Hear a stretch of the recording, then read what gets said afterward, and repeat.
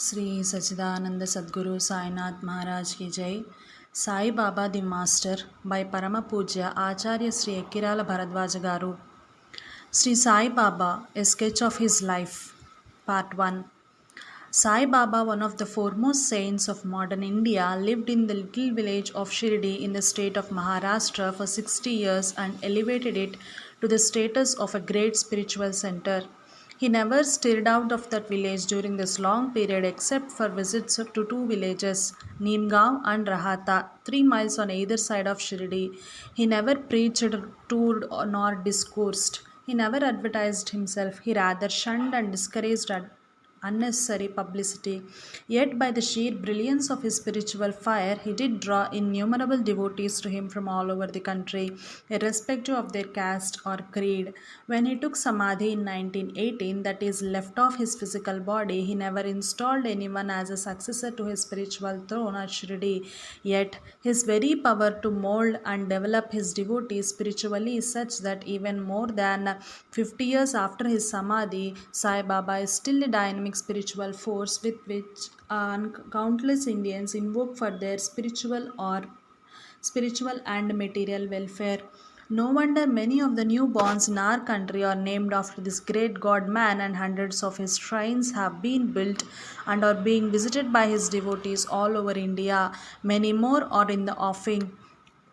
Many books have been written of him in various Indian languages. What is of special relevance to present day India in Sai Baba's gospel and example is that religious and communal differences are meaningless in matters of the spirit. Yet, surprising as it may sound, a god man of his stature and fame is without a name. No one knows his original name, time, and place of birth, his religion and caste, not even of his parents.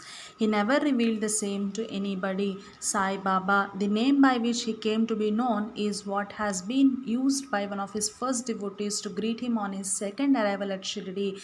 Sai means saint, and Baba means Father. The name is thus just an expression of love and reverence due to such a spiritual giant as he, and is not of personal name. He allowed himself to be addressed as such ever since. All that we definitely know of Sai Baba is that his arrival at Shirdi was very sudden. One day he appeared as a boy of 16 or 17 seated under a neem or margosa tree in the outskirts of the village of Shirdi about the year 1854. However, even this date is not definitely noted. An old woman of Shirdi, mother of one Nana Chopdar, described him thus. This young lad, fair, smart, and very handsome, was first seen under the neem tree, seated in an asana. The people of the village were wonderstruck to see such an young lad practicing hard penance, not minding heat and cold. By day, he associated with none. By night, he was afraid of nobody. People were wondering and asking whence this young champ turned up. His form and features were so beautiful that a mere look endeared him to all. He went to nobody's door but always sat near the neem tree. Outwardly, he looked very young, but by his action, he was really a great soul. He was the embodiment of dispassion and was an enigma to all. One day, it so happened that Khandoba possessed the body of some devotee, and people began to ask him, Deva, you please tell us what blessed father's son is this lad and whence did he come? God Khandoba asked them to bring a pickaxe and dig in a particular place. When it was dug, bricks were found and underneath that a flat stone. When the stone was removed, a corridor was seen in which four samais, earthen lamps, were burning. The corridor led to a cellar where cow mouth shaped structures, wooden boards, and necklaces were seen. Khandoba said, this lad practiced penance here for 12 years. Then the people began to question the lad about this. He put them off the scent by telling them that this was his guru's place, his holy vatan, tomb or resting place, and he requested them to guard it well. The people then closed the corridor as before. Mahalsapati was probably the first to introduce himself to Sri Sai Baba. He was so much impressed with the conversation he had with Baba that he thereafter saw him daily and introduced Baba to his friends Kashi Nath Taylor and Appa Jogle, saying that a fakir Sai Baba had made a sudden appearance on the outskirts of the village near the debris of the village wall, that he is far above the common man, a pure and holy man worth paying respects to. From that time onwards, he came to be known as Sai Baba. The trio, Mahalsapati, Kasinath, and Joge, daily went to Baba, paid their respects to him, and supplied whatever little requirements he had.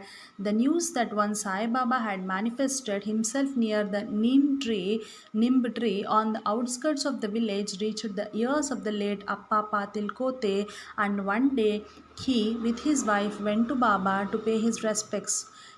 Baba left his seat, got up and welcomed Appa and told his wife that she had been veritably his sister, the lady Bayaji Bai.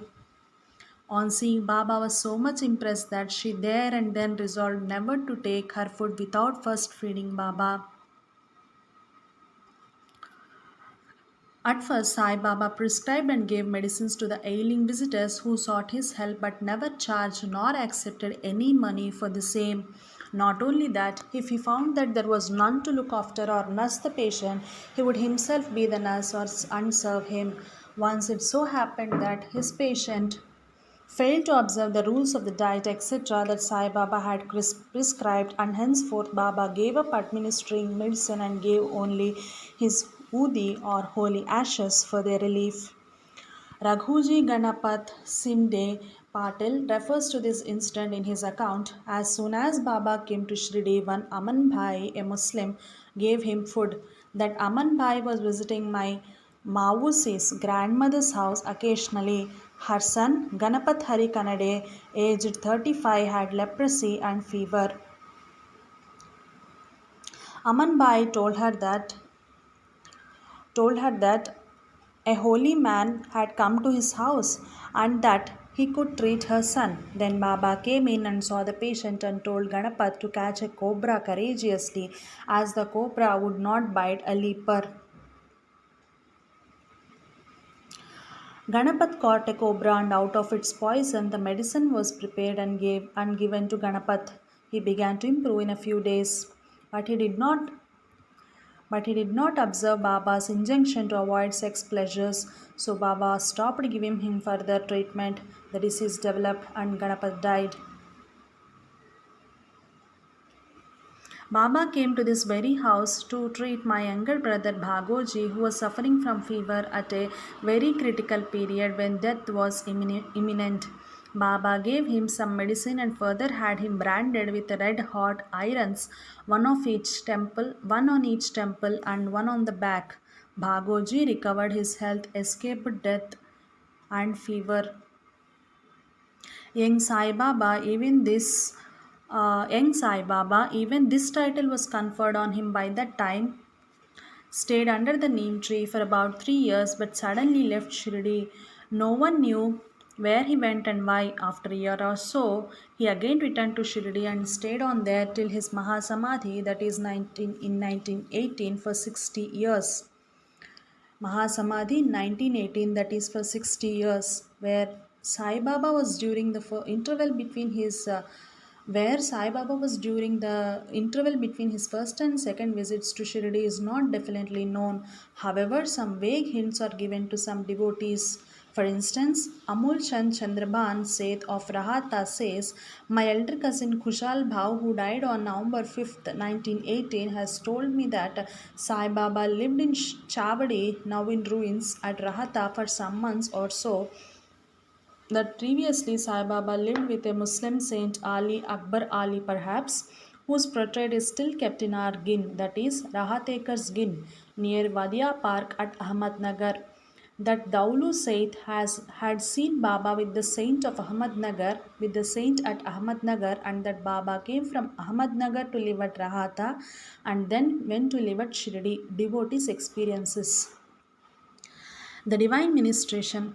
D.D. Nana Sahib Rasne, who served Baba for nearly 2 decades, has told the author of a remarkable incident in this period of Baba's life, as recounted to him by Saint Gadke Maharaj himself. Sri Gadge Maharaj alias Sri Guzadi Maharaj, a famous saint of Maharashtra, was serving in a provision store at Shivagaon Pathadi. One day Sai Baba came there from Selu Manvat and begged for roti. When no one gave him any, he picked an ear of jawar from a ripe farm and went away, munching it. Gadge went home on leave, picked up roti, and proceeded in search of the fakir. At last, he found the latter sitting under a tree in a nearby jungle. The fakir demanded, "Why have you come here? I noticed that they haven't offered you roti, and so I got it for you. Will you give me whatever I demand? You may ask for anything except money, which I don't have. I need your life, give it." "How can I take it out and offer you? Take it by your hand, I am ready." The fakir then kept his hand on Gadge's head in blessing. The latter, instantly galvanized with intense renunciation, at once went back, bade goodbye to his family, and rushed to his guru, who in the meanwhile went ahead. When Baba saw him, he was wild and roared, "Rogue, why have you come to trouble me further?" "I cannot part from you," Gadge submitted. Baba then led him to the nearby tomb of Muslim saint, commanded Gadge to dig a small pit nearby and fill it with 2 pots full of water. Getting down into that, Baba sipped a little of water and directed the other to do the same.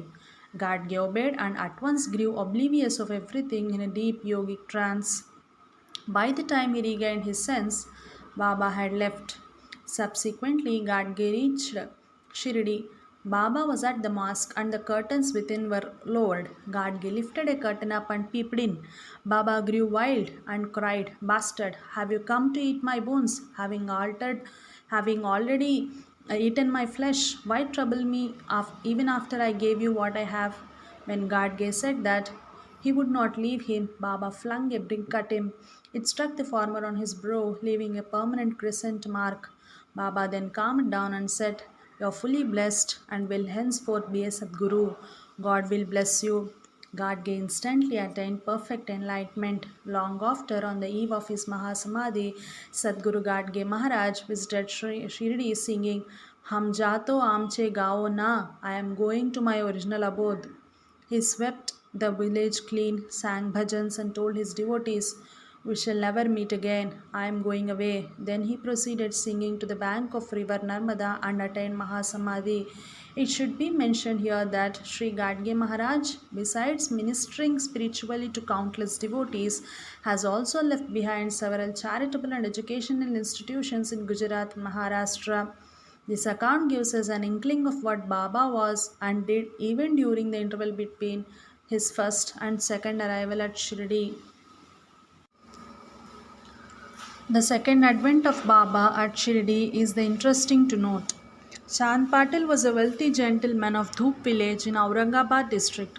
On one of his trips to Aurangabad, the horse which he was riding strayed and could not be found.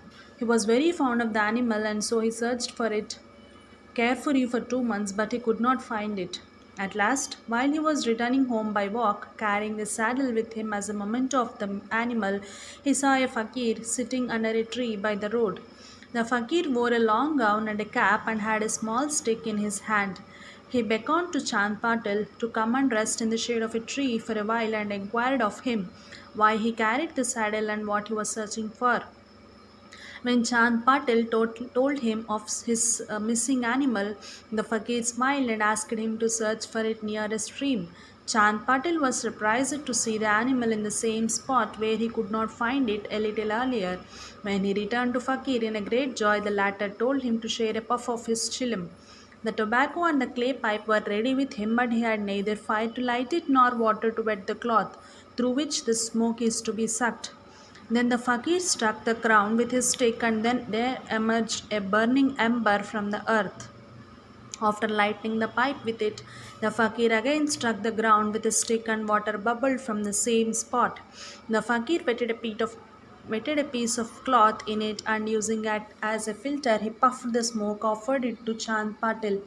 The latter was stunned by the miraculous power of the fakir and he accepted the clay pipe as a sign of blessing from the powerful saint. Then he touched the feet of the fakir in reverence and begged him to grace his house with his visit. The fakir agreed and followed Chand Patil to his house. After some time, when the Patil had to attend the marriage of one of his nephews at Shirdi, he requested the fakir to grace the occasion. Accordingly, the whole party arrived at Shirdi. The bullock carts halted at the outskirts of the village. When the fakir alighted from one of these, Mahalsapati, a priest in the village temple, recognized the great saint to be the same as the lad who appeared sitting under the neem tree a few years earlier and greeted him with the words, Ya Sai, welcome saint. Henceforth, he came to be known as Sai Baba, Saint Father. Ramgir Bua, a devotee of Sai Baba, writes about Sai Baba's second arrival at Shirdi. As a boy, I studied in the school at Shirdi. I was a pupil when Sai Baba came to Shirdi. He was then accompanied by one Patel of Dhupkeda who came to settle the marriage of a girl with Hamid, the son of Amin Bhai of Shirdi. Baba appeared to be 25 or 30 years old at that time. He stayed there as a guest of Amin Bhai. He had a long hair flowing down to his buttocks. He wore a green kafni, a skull cap next to his hair, and over it a bagavi top, kashaya or ochre colored cap. He carried a danda, a small baton in his hand, along with a chilim pipe and matchbox. He got his bread by begging. Devotees' experiences. 4 or 5 months after his arrival at Shirdi, Baba started wearing a white gown and headdress. Even after his second advent at Shirdi, Sai Baba seemed to have lived under the neem tree for some time, and a particular incident was responsible for Baba's changing his residence to the old dilapidated mosque in the village. The details of the incident that I could gather are as follows. The details of the incidents that I could gather are as follows. Once there were very heavy rains at Shirdi and a large portion of it was flooded.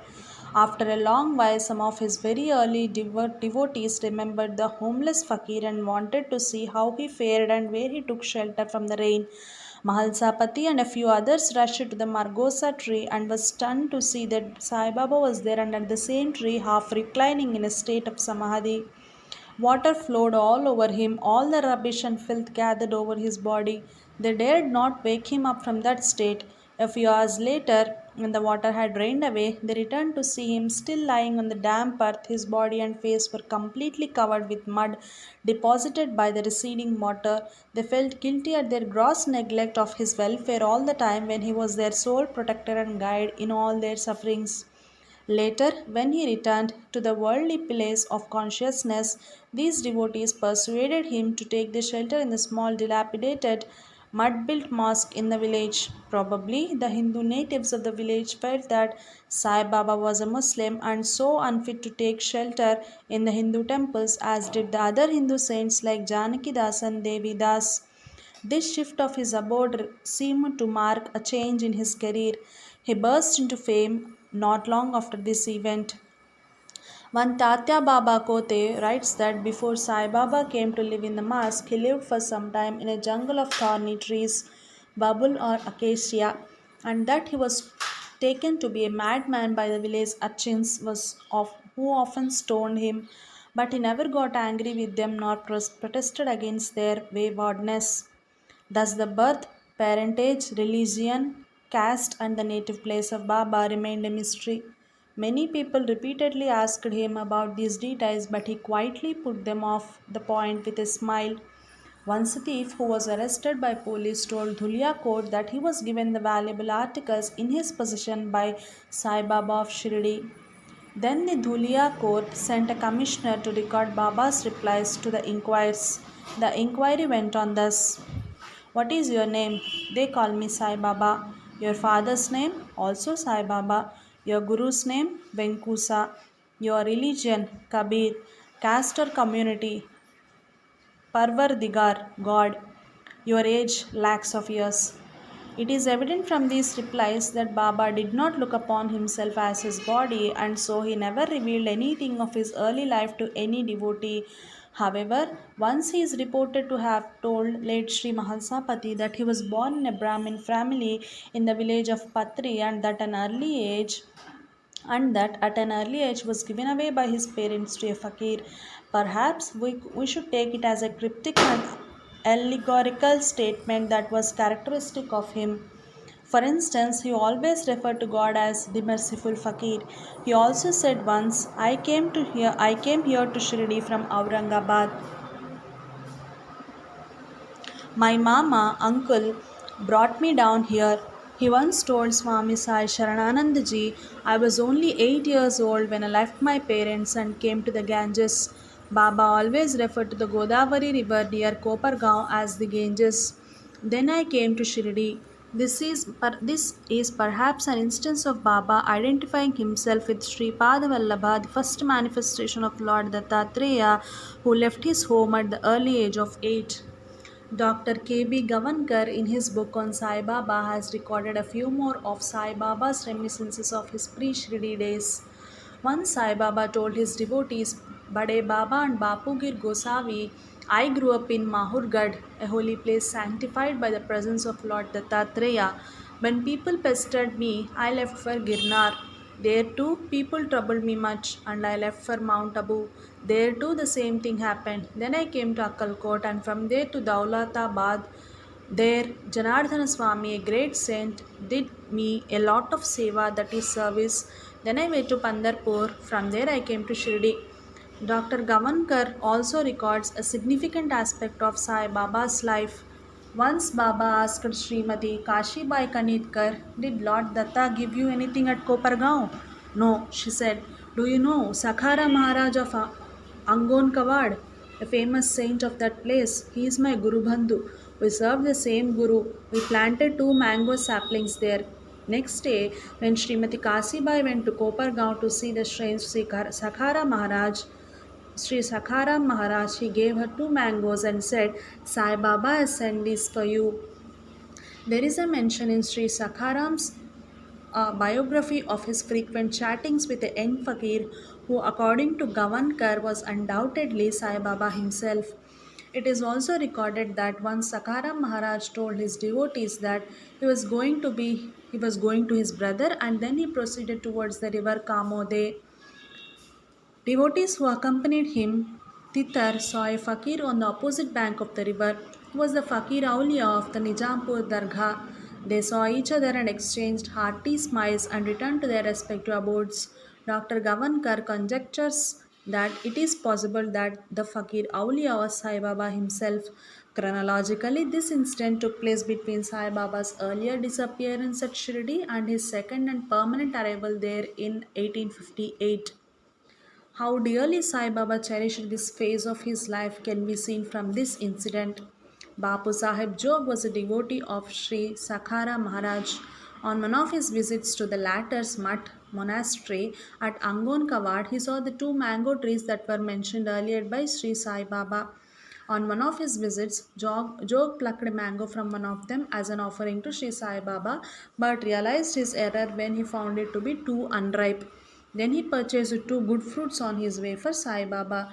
Later, when offered the 2 ripe mangoes, Sai Baba would not take them. He only wanted the mango that Jog had plucked at Angon Kawad.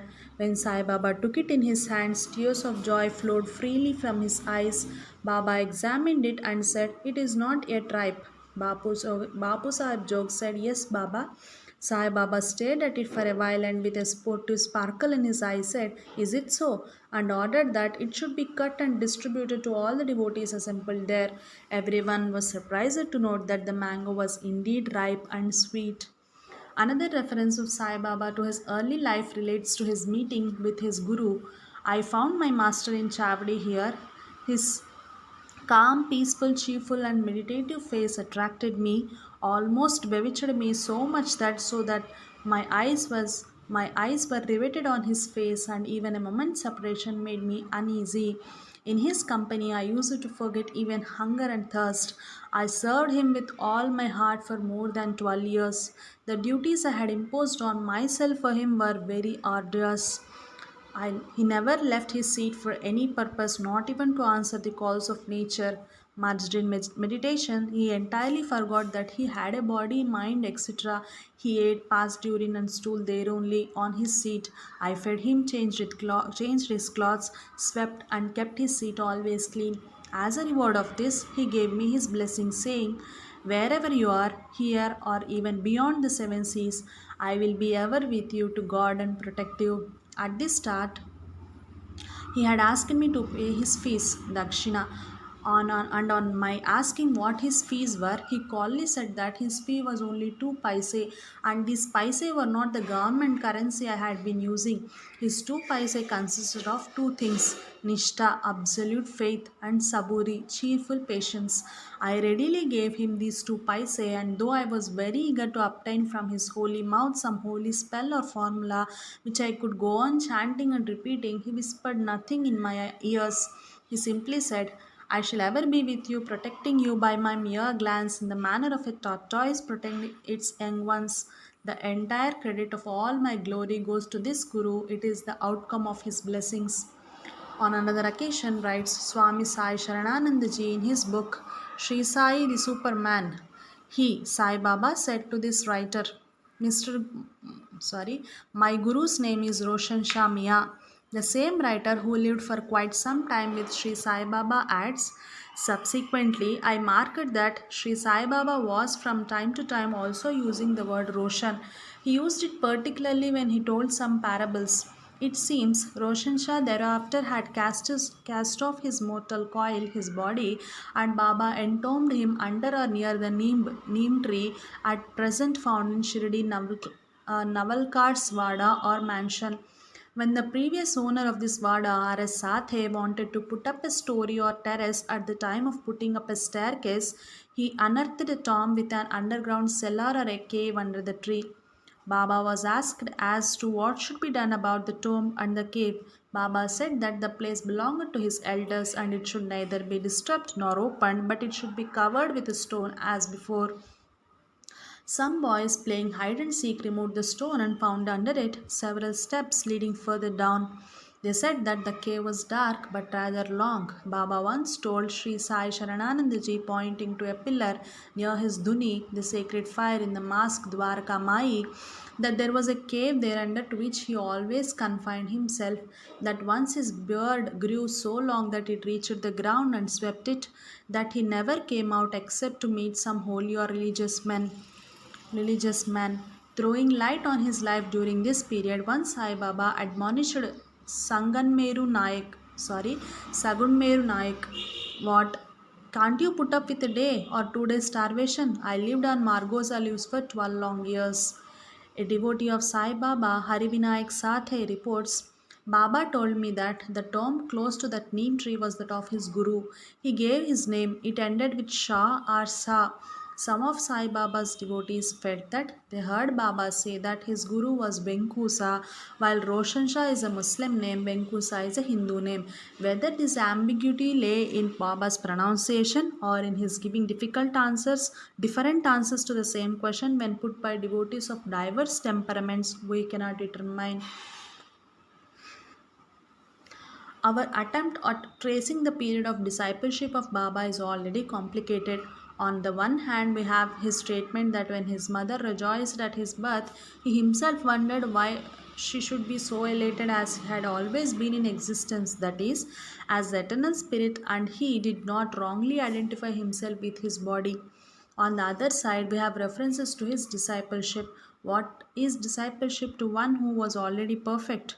Again, we cannot be very sure of the literal truth of the story of Baba's discipleship, for he once gave a different account of it altogether. It is worth the quoting in its entirety.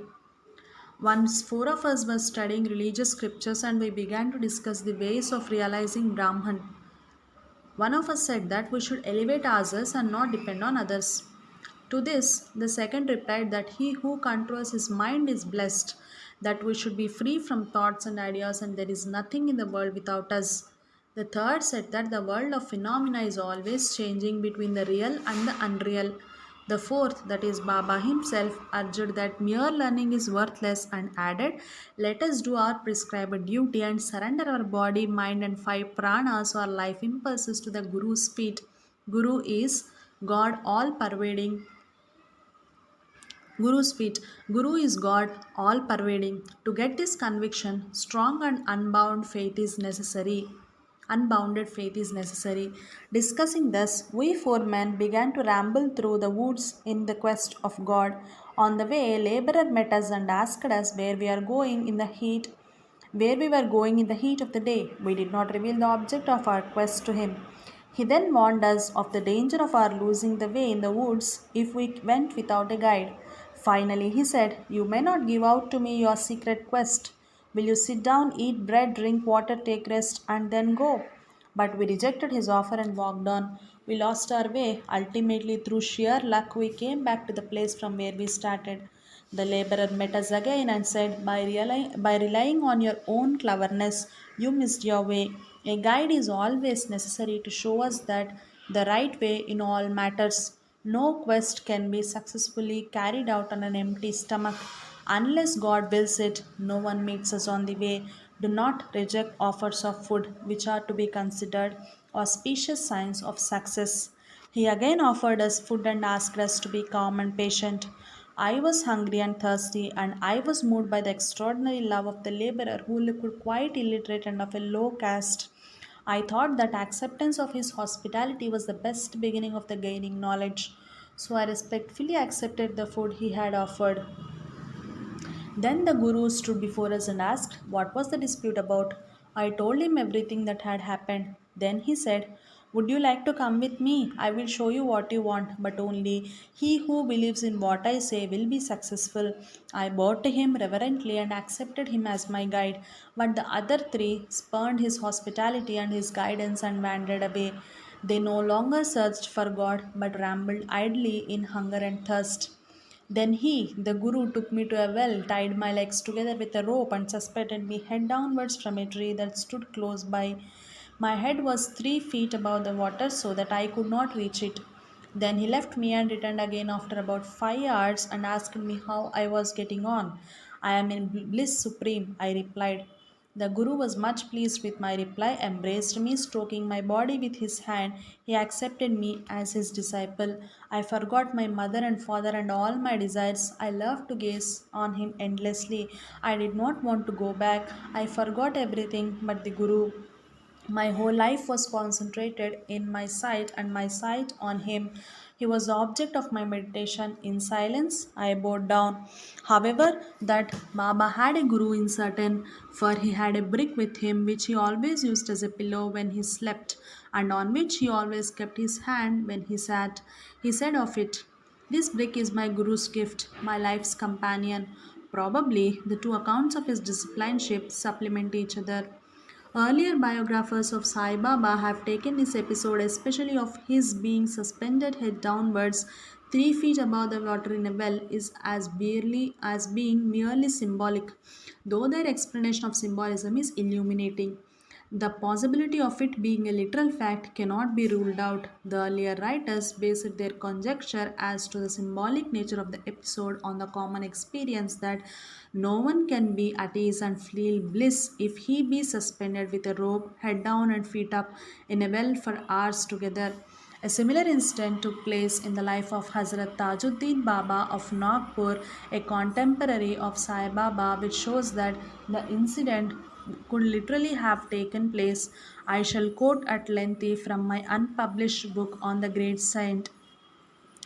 The uncanny ways in which he transmitted various spiritual experiences are no less striking.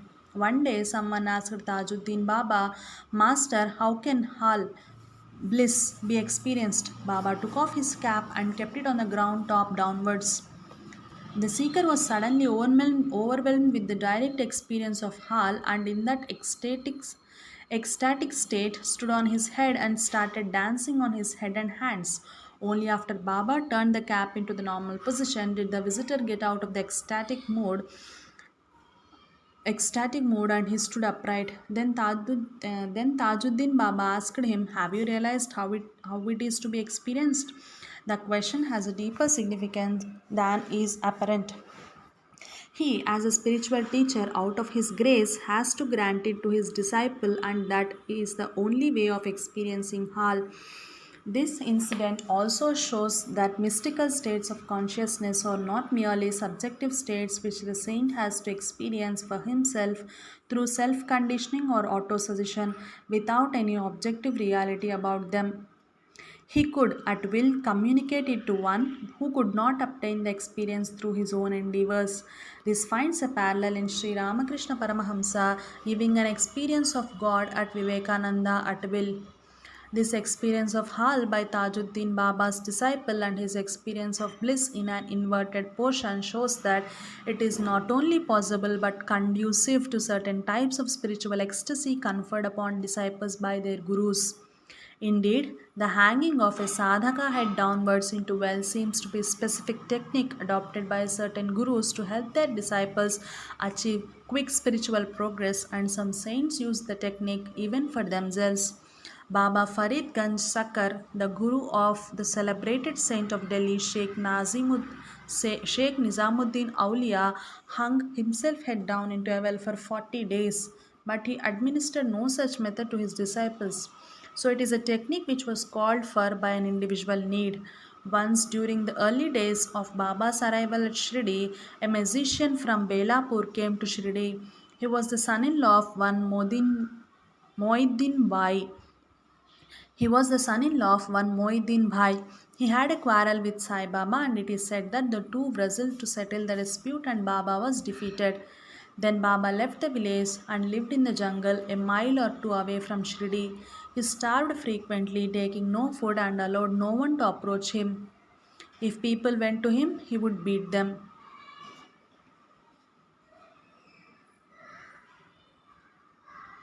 Jai Sai Master.